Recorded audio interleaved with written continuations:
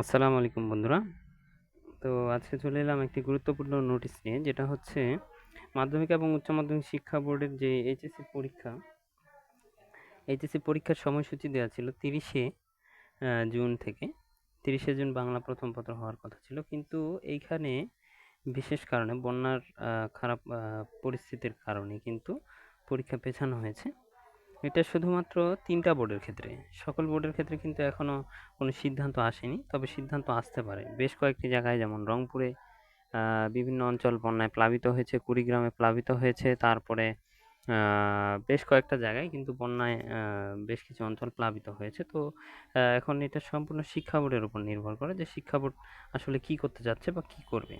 এটার জন্য কিন্তু অবশ্যই অপেক্ষা করতে হবে। পরীক্ষার প্রিপারেশন ছাড়া যাবে না। পরীক্ষার প্রিপারেশন অবশ্যই কিন্তু নিতে হবে।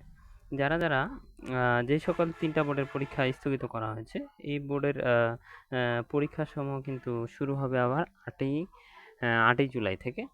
তো ৮ই জুলাই থেকে শুরু হওয়ার পূর্বে তারা কিন্তু এইখানে দেখতে পাচ্ছেন আপনারা যে রুটিন রয়েছে, এই রুটিনটা কিন্তু ৩০ তারিখ থেকে যাদের পরীক্ষা শুরু হবে তাদের জন্য। এখন বাকিদের কী হবে? বাকিদের ক্ষেত্রে কিন্তু শিক্ষা বোর্ড এখনও রুটিনটা প্রকাশ করেনি।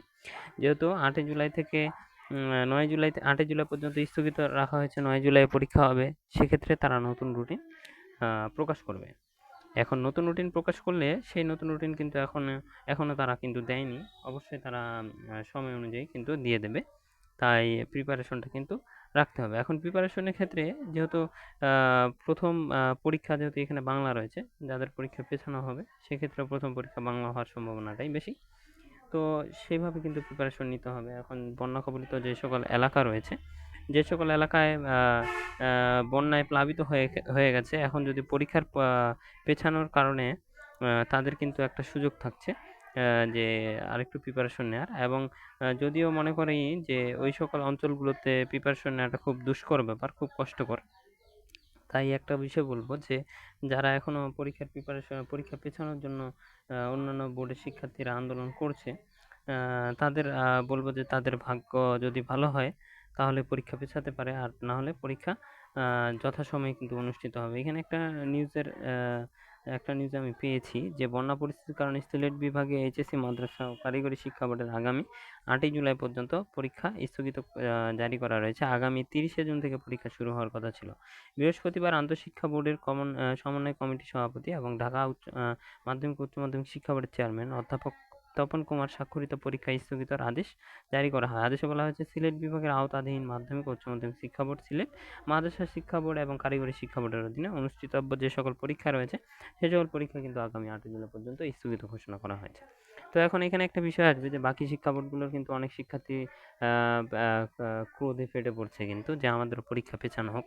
এখন এটা সম্পূর্ণ শিক্ষা বোর্ডের উপর নির্ভর করে। ইচ্ছা হলে শিক্ষা বোর্ড কিন্তু পরীক্ষা পিছিয়েও দিতে পারে। এটা কিন্তু বলা যায় না। এটা সম্পূর্ণ শিক্ষা বোর্ডের উপর নির্ভর করে।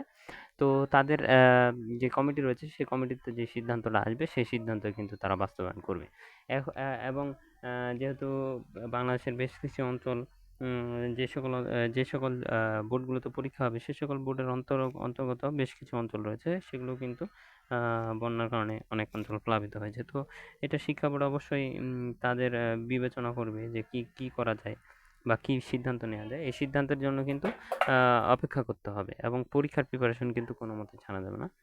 তো এই আপডেটটা দিলাম। সকলে ভালো থাকবে, সুস্থ থাকবে এবং পরীক্ষার প্রিপারেশন ভালোভাবে নেবে। আল্লাহ হাফেজ।